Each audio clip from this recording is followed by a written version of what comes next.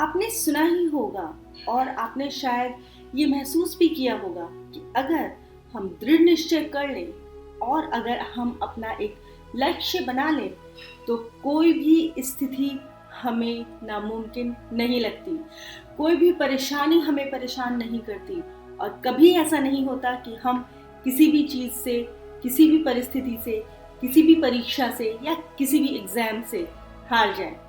तो ऐसी ही एक कहानी लेकर मैं श्वेता परमार आप सभी के सामने हाजिर हूँ फिर से मिशन जेपीएससी में, जहाँ पर हम एक दूसरे से रूबरू होते हैं जेपीएससी सक्सेस स्टोरीज को लेकर। तो आज की जो कहानी है वो है निशा कुमारी जी की, जो कि एक जेपीएससी रैंक होल्डर है। तो दोस्तों, जैसा कि मैंने आपको बताया कि अगर दृढ़ निश्चय और इच्छा शक्ति मजबूत हो तो हर मंजिल आसान हो जाती है। 10 वर्षों की कड़ी मेहनत के बाद रांची मोराबादी की निशा कुमारी 6वीं जेपीएससी परीक्षा में सफल हुई है और प्रशासनिक सेवा के लिए चयनित हुई है। जीवन में सफलता प्राप्त करने के लिए किताबों को आध्यात्मिक सोच के साथ पढ़ना होता है और तैयारी करनी होती है। ये कहना है रांची की निशा कुमारी की, जो रांची के उर्सुलीन कॉन्वेंट स्कूल की छात्रा रही है। वहां से उन्होंने मैट्रिक पास की और उसके बाद रांची विमेंस कॉलेज से स्नातक की डिग्री ली। अपने पिता से प्रोत्साहित होकर उन्होंने ये फैसला लिया था। उन्हें ये पता था कि अगर हमें कुछ पाना है तो कुछ चीजों का त्याग करना होगा और किताबों से दोस्ती करना भी बहुत जरूरी है। इनकी रीडिंग रूम मतलब स्टडी रूम में केवल पढ़ाई से संबंधित बातें ही लिखी होती थी। हर जगह अगर कोई चिट भी चिपकी होती थी तो वो पढ़ाई से रिलेटेड होती थी और शायद यही कारण है कि जेपीएससी के माध्यम से निशा प्रशासनिक पदाधिकारी चुनी गई है। अपनी मंजिल पाने के लिए बहुत मेहनत करनी पड़ती है।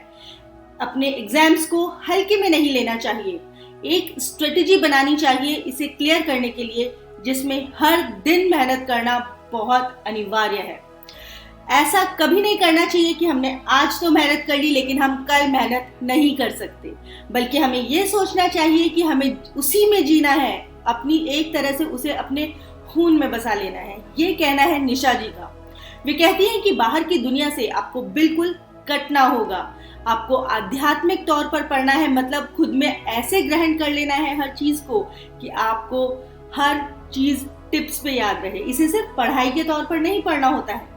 इसके अलावा निशा जी बताती हैं कि अपने सब्जेक्ट के साथ सामान्य ज्ञान की भी संपूर्ण तैयारी करनी होती है। उनकी सफलता से उनका परिवार बेहद खुश है।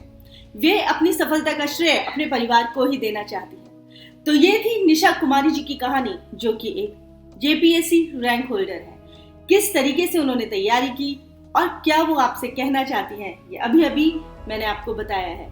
तो याद रखिएगा दोस्तों, हमें मेहनत करनी है, हमें पूरी तरीके से घुस जाना है पढ़ाई में, लेकिन ऐसा नहीं कि हमें सिर्फ पढ़ाई समझ के पढ़ना है, हमें वाकई तैयारी करनी है। तो फिर दोबारा मिलती हूँ मैं आपसे किसी और की सक्सेस स्टोरी को लेकर, ताकि आप अपनी तैयारी और अच्छे ढंग से कर पाएं।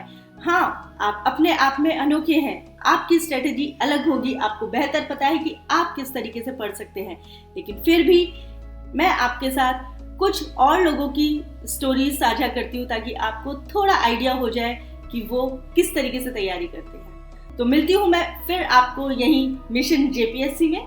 तब तक आप ये बेल आइकन जरूर प्रेस कर दीजिएगा दोस्तों, ताकि आपको नोटिफिकेशंस मिलते रहें, और सब्सक्राइब तो आपने कर ही लिया होगा। Thank you.